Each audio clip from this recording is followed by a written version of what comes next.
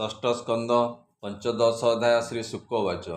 ଶୋକରେ ଜ୍ଞାନ ଭ୍ରଷ୍ଟ ହୋଇ ଚିତ୍ରକେତୁ ପଡ଼ିଅଛଇ ମତେ ସବ ପଡ଼ିଥାଇ ଏବେନି ତାର ପାଶେ ଯାଇ। ଏ ଉତ୍ତମ ବାକ୍ୟ ମାନଙ୍କରେ ବଧୂ ଅଛନ୍ତି ନୃପବରେ। ଭୋ ଚିତ୍ରକେତୁ ନୃପବର ତୁମ୍ଭେ ଯା ପାଇଁ ଶୋକ କର। ତୁମ୍ଭେ ଏହାର ପୂର୍ବ ସୁତ ହୋଇନଥିଲ ବା କେମନ୍ତ। ଏବେ ତୁମ୍ଭର ପୁତ୍ର ହୋଇ ସଂସାର ମାୟା ଯେ ଅଟଇ। ଯେମତେ ନଦୀ ସ୍ରୋତ ହୋଇ ବାଲୁକା ଆସି ଯାଇଥାଇ ତେମନ୍ତ ପ୍ରାଣୀ ଯଥାକାଳେ ଆସଇ ଯାଇ କର୍ମ ବଳେ। ବିଲଗ୍ନ ଯେନେ ହୋଇ ନାହିଁ ପ୍ରାଣୀ ହିଁ ତେମନ୍ତ ଅଟଇ। ଈଶ୍ୱର ମାୟାରେ ଜଗତ ଉତ୍ପତ୍ତି ନାଶ ସର୍ବଭୂତ। ସ୍ଥାବର ଆଦି କରି ଯେତେ ଚର ଅଚର ଏ ସହିତେ।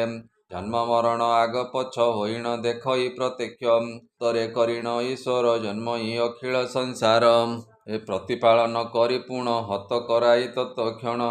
ଆୟତ ନୁହଁ କାହାର ଯେହ୍ନେ ବାଳୁତ ଖେଳଗର। ଦେହରୁ ଦେହ ହୋଇ ଜାତ ରାଜନ ଶୁଣ ଏକ ଚିତ। ବୀର୍ଯ୍ୟରୁ ବୀର୍ଯ୍ୟ ଯେନେ ଜାତ ସଂସାର ହୋଇଛି ପୂରିତ। ଆତ୍ମା ଶରୀରୁ ଭିନ୍ନ କରି ପୂର୍ବୁ ବିଧାତା କି ଆଚରି। ଜାତି ସଂଖ୍ୟାରେ କରି ଭିନ୍ନେ ସୁବର୍ଣ୍ଣେ ନାନା ଦ୍ରବ୍ୟ ଯେନେ। ଶୁକବାଚ। ସନ ବାକ୍ୟେ ବିପ୍ରଙ୍କର ଆଶ୍ୱସ୍ତ ହୋଇ ନୃପବର। ମଜିଣ ଏ ଦୁଃଖ ଅପାର ଶୁଣି କହଇ ନୃପବର। ରାଜବାଚ। ଏ ତୁମ୍ଭେ ବିପ୍ର ଦୁଇ ଜଣ ଅଶେଷ ଜ୍ଞାନରେ ନିପୁଣ।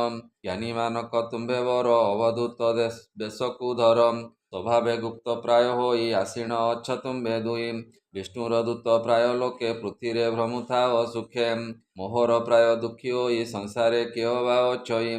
ପ୍ରାଣିକ ସୁଖ ଇଚ୍ଛା କରି ଏମାନେ ବୁଲନ୍ତି ବିହରି। ଗୌତମ ଅସିତ ଦେବଳ କୁମାର ବଶିଷ୍ଠ କପିଳ।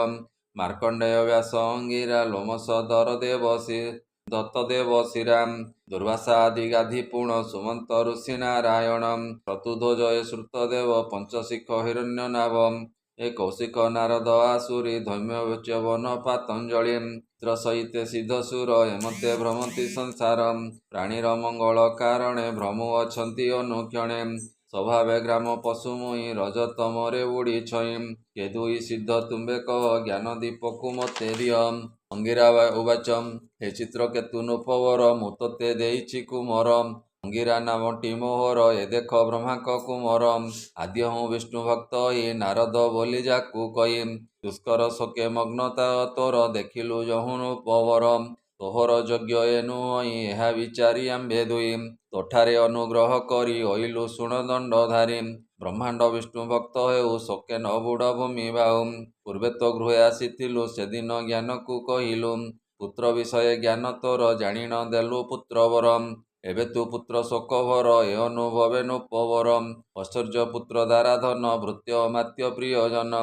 ବିଷୟ ରାଜ୍ୟ ସୈନ୍ୟକୋଶ ସରସେନା ଲୋକ ଅଶେଷ।